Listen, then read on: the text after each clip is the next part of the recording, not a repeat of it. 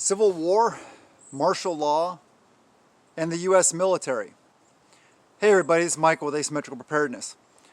There's a lot of talk lately about this, right? There's a lot of talk about Civil War, Second American Revolution, whatever it may be, whatever you want to call it. I like to call it a restoration.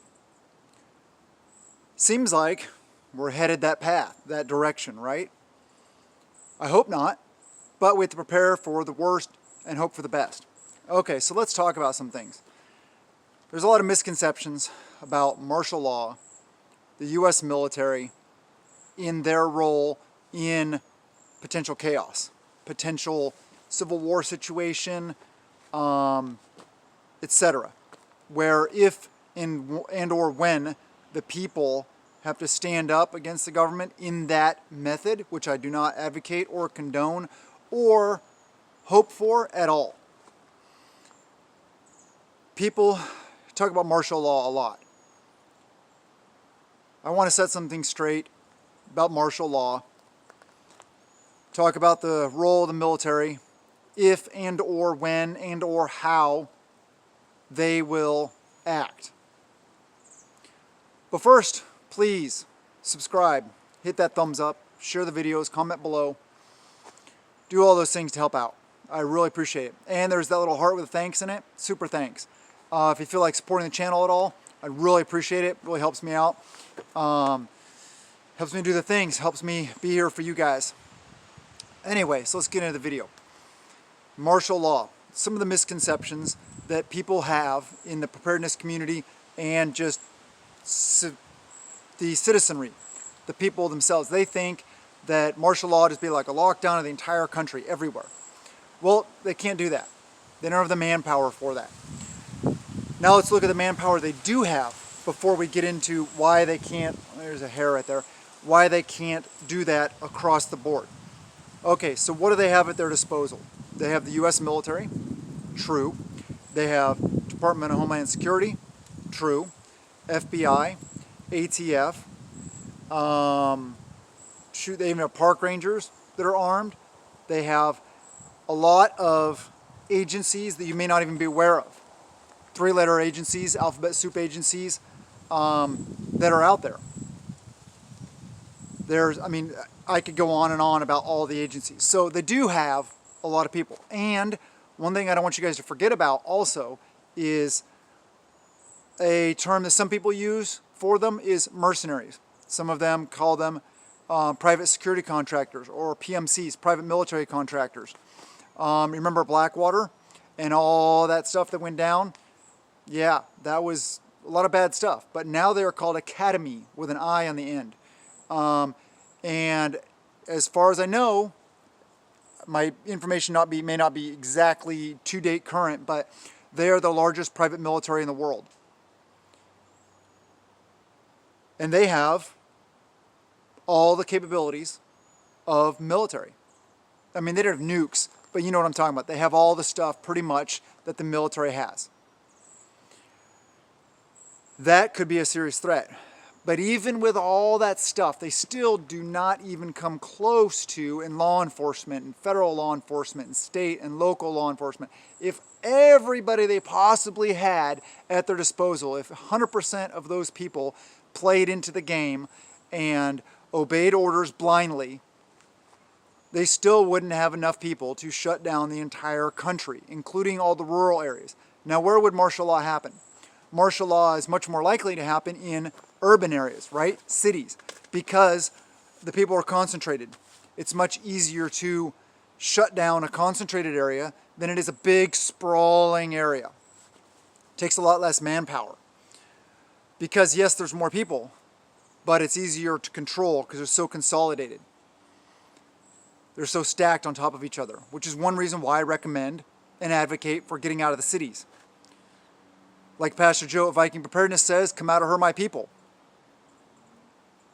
A lot of people, a lot of prepper channels out there, TJ at Bear Independent also, and a lot of other channels advocate all the time for getting out of the cities. I highly recommend it if you possibly can. Anyway, so, like I said though, That is if they had every single person at their disposal willing to obey. So the question is, do they? A lot of people talk about, I was on a live stream a little bit ago, just chatting, not on the live stream, but with Survival Living. He made some very good points. And if you're not subscribed to him, go to him, subscribe. Awesome channel, awesome dude. And the side note to that really quick, he's one of those people that unfortunately he had something happen in his past. I'm not up to date on what it was exactly, but he's a convicted felon. So he cannot own firearms. So my take on that is that the Second Amendment doesn't say you have the right to bear arms if, or because, or not because, but you know, in this situation. No, it just says you have the right to bear arms. Period. No ifs, ands, or buts about it. If somebody did something and they served their time and they are able to be released into society, supposedly they are reformed or they are safe, or else they shouldn't be out in society. So I believe, personally, those people should have the right to bear arms. Now, if they do something else bad, then they lose that and they go back into the system and they're dealt with, which is the way it's supposed to happen. But anyway, that's a side note.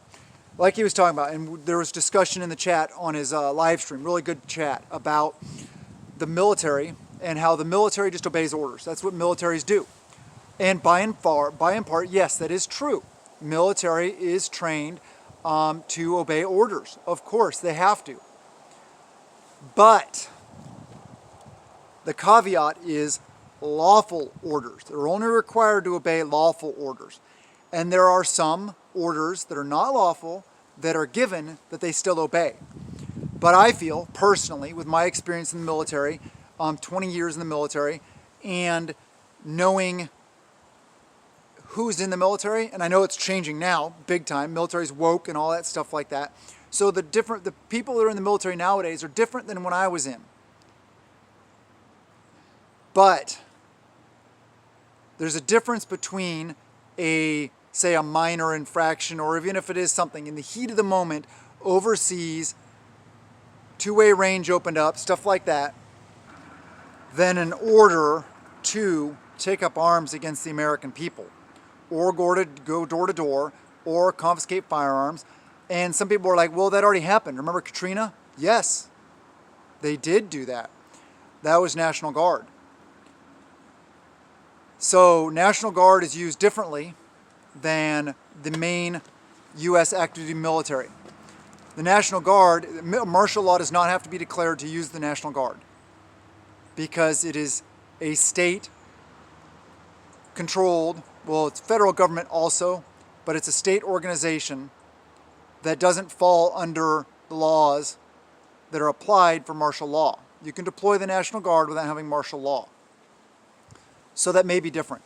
But, so, what is the military? Who is the military made up of? The military is made up of, like I made a comment in Survival Living's live stream, it is a cross-section of society. It is made up of people just like you and me, and people that are on the other side, or whatever. It's just made up of a cross-section of society, average people. I used to tend to think that those people that joined the military might be slightly a cut above, because they had the wherewithal and the desire to serve their country. I'm not so sure about that nowadays. And I feel nowadays when people say the military will just obey, that yes, a lot higher percentage of them will nowadays versus 10, 20, 30 years ago. But does that mean they all will? No. Because, okay, take for one example, one community within the military, Special Operations Community. Special Operations Community isn't just trained, they're trained differently. Obviously, that's why they're special. And no, they don't ride the short bus. Not that kind of special. Anyway, they are trained to be free and independent thinkers also, because they deploy in much smaller unit sizes, in much more dangerous situations, much more demanding situations. That's why they're special forces, special operations. So, with that said, they are trained to follow orders, yes. But they are also trained a lot more in depth to be independent thinkers because they have to be dynamic. They have to be able to quickly and effectively analyze situations, make decisions on the go in an environment that they are usually outmanned, outgunned, and may or may not have the same support structure that a mainline unit does. So boil this down. What do I think? Do I think the military will play a role in a civil war or a revolution? Of course they will. Of course the military will. There will be some that will blindly obey, but there will be a lot that do not and that leave. I feel that a vast majority, I could be wrong nowadays because things have changed, but I have a feeling that the vast majority of the special operations community across all services will just walk away and say, no, we're not playing. All those people, maybe not all of them, some of them will just go home to their families, but a lot of those people will join the movement. Not all, but some will. Sheriffs, there's a lot of good sheriff's departments around that will help also. There's a lot of groups of people training, and that's good. You should be. Whether nothing happens or something happens, you should be training. Because that training will apply to other things also. It will apply to the ability to protect yourself and others when you're out at the store, or your property if something happens. Or maybe it comes down to the fact that it's a national thing. But I don't really see it being a huge war waging all across the United States. I think it'll be regionalized conflicts in areas. It won't just be everywhere all at once. So there will be safe areas. There will be areas where people will be able to get support and to maybe escape the conflict. And that's the best place to be. If there's a conflict, don't be where it's at. But unless you want to be part of the conflict or unless you're ready to be part. So that's, martial law is not going to be everywhere. They can't do that. Will the U.S. military go against us? A lot of them will, yes.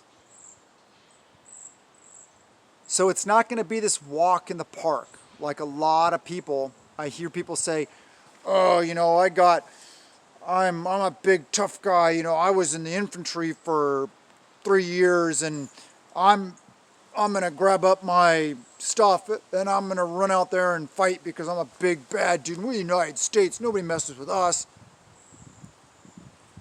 Wrong attitude.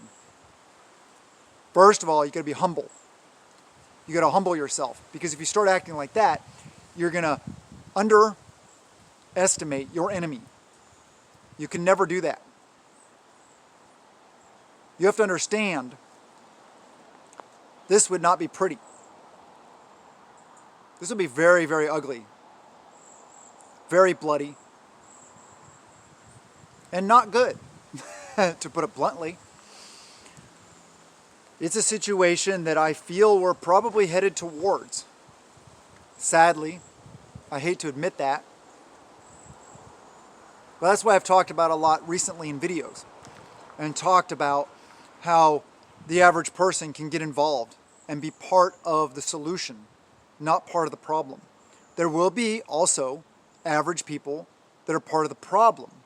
Narcs, people turning each other in, people, subverting or undermining the restoration efforts.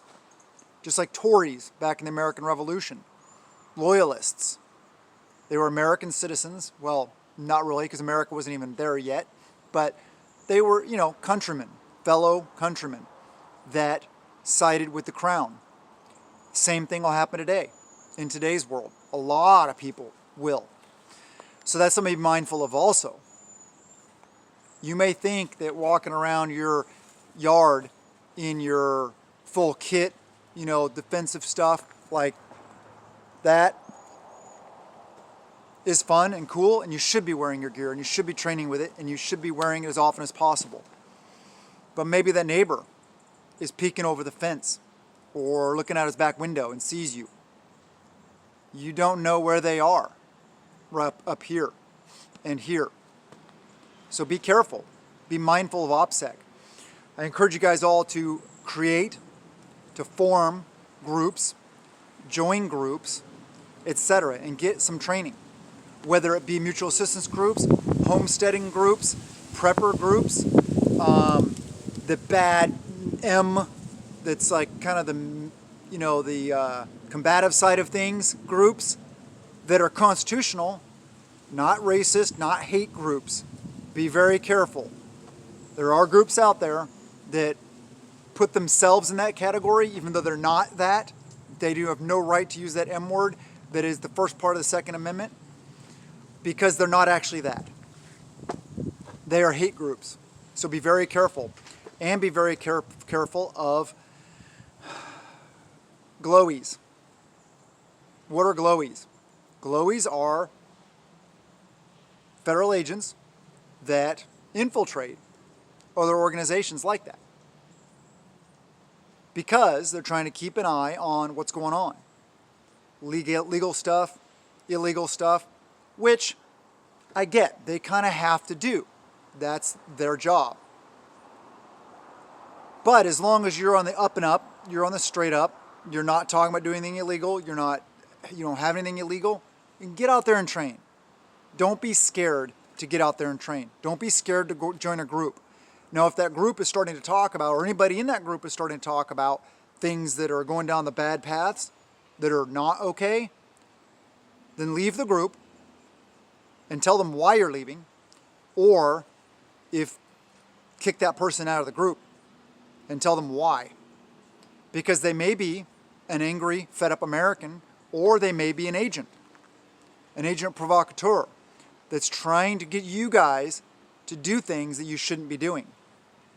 So be careful, be mindful, but don't be scared away from your right. Your birthright is to get out there and train with arms to be ready to defend your country.